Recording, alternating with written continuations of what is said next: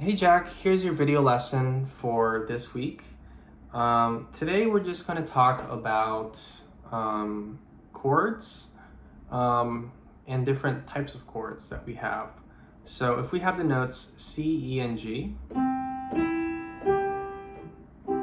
okay, that is a regular C major chord. Now we're going to talk about how we can describe each note in the chord. So C, we're going to call that our root note. E is our third, and G is our fifth. Root, third, fifth.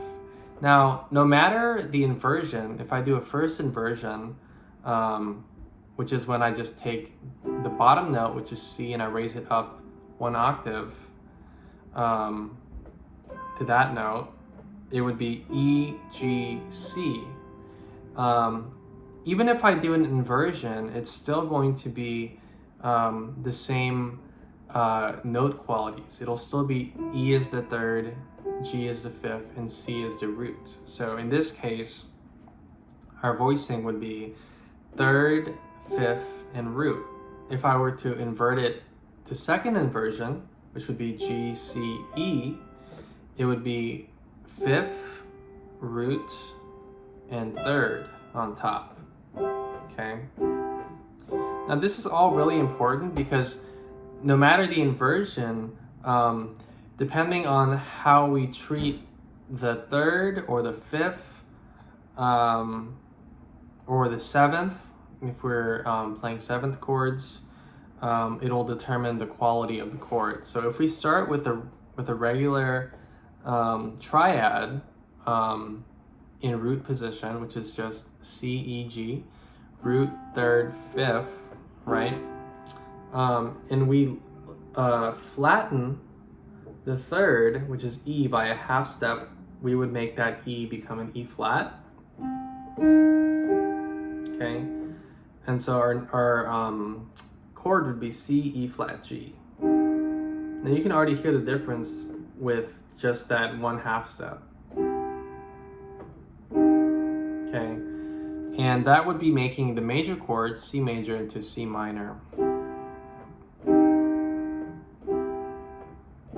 Okay, and you can do the same thing with other chords, such as a G major chord, which is G, B, D.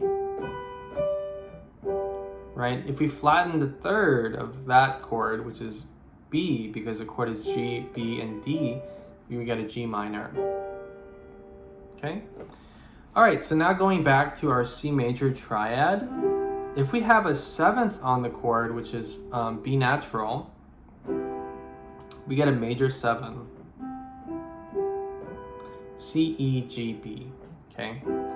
Now, if we take that note B and flatten it a half step, right? We take the seventh and flatten it, we'll get a B flat, which would make the chord a C dominant seven. Okay, so to reiterate, we have a major seven chord, which is C, E, G, and a B natural on top, and we have a dominant seventh chord, which is C, E, G, B flat.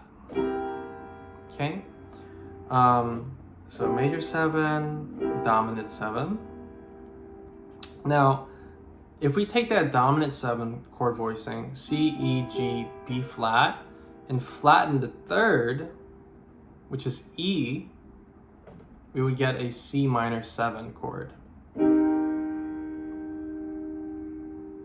All right, so I know that's a lot of information, but let's review all the chord voicings we talked about today. So we have a C major chord, C, E, G.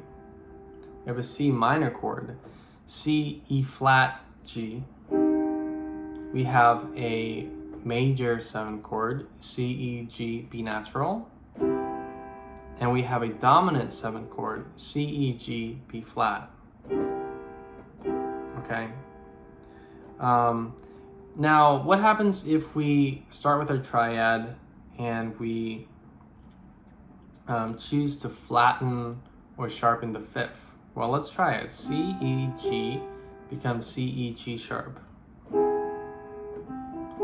Now that might sound pretty dissonant, but if we move that G to a G sharp and to an A, it'll sound resolved like this.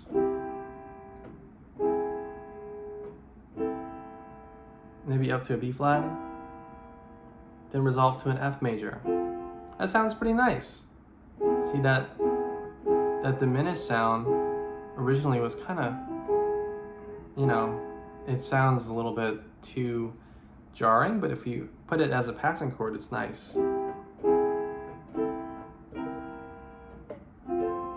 Okay, all right, there's your video lesson for this week, Jack. I hope you have a nice week, and I'll see you next week. Bye.